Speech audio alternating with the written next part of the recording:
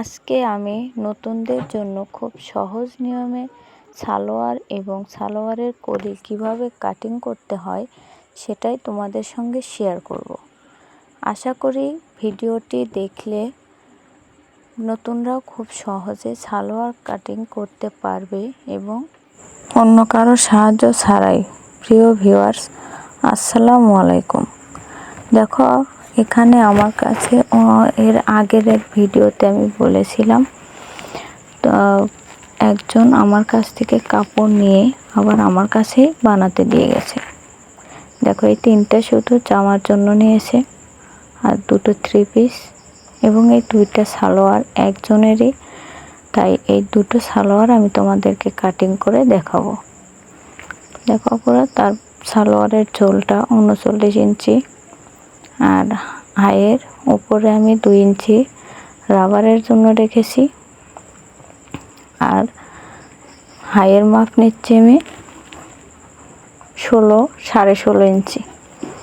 নেওয়ার পর এখানে আমি পায়ের মোহরে রাখবো 13 অর্থাৎ 6.5 আর হাফ ইঞ্চি সেলাইয়ের জন্য নেব।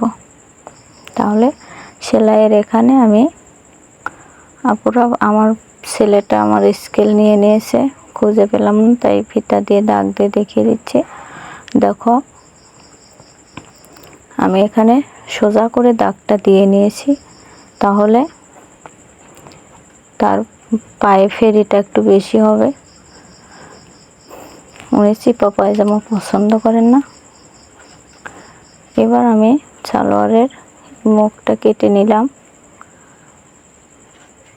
এবার আপুরা, তোমরা সালোয়ার কাটিং অনেকেই অনেক রকমের কলি ব্যবহার করো।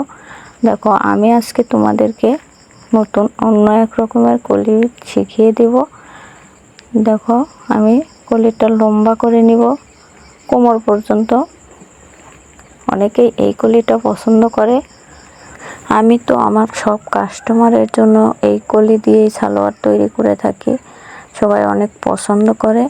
তোমরাও চাইলে এভাবে কলি দিয়ে সালোয়ারটা তৈরি করতে পারো। এটা খুব সহজে তৈরি করা যায়, সালোয়ারের সাথে লাগানো খুব ইজি। প্রিয় ভিউয়ার্স, আমি যেভাবে সালোয়ারটি কাটিং করে তোমাদেরকে দেখিয়ে দিলাম, এভাবে সালোয়ার কাটিং করা অনেকটাই সহজ এবং এইভাবে সালোয়ার কাটিং করে যদি তোমরা সালোয়ারের ব্যবসা করতে পারো, আমি মনে করি মহিলারা ঘরে বসে থাকার চেয়ে এভাবে সালোয়ারের বিজনেস করলে অনেকটাই লাভবান হতে পারবে এবং এটাই তাদের জন্য সহজ একটি ব্যবসা, যাতে করে আমরা নারীরা অনেকটাই স্বাবলম্বী হতে পারি। প্রিয় ভিউয়ার্স, আজকের এই ভিডিওটা এই পর্যন্তই। যদি তোমাদের ভিডিওটি ভালো লাগে অবশ্যই আমার চ্যানেলটিকে সাবস্ক্রাইব করে রাখবে। আজকের মতোই এই পর্যন্তই। দেখা হবে নেক্সট ভিডিওতে নতুন কোনো ডিজাইনের ভিডিও নিয়ে। আল্লাহ হাফেজ।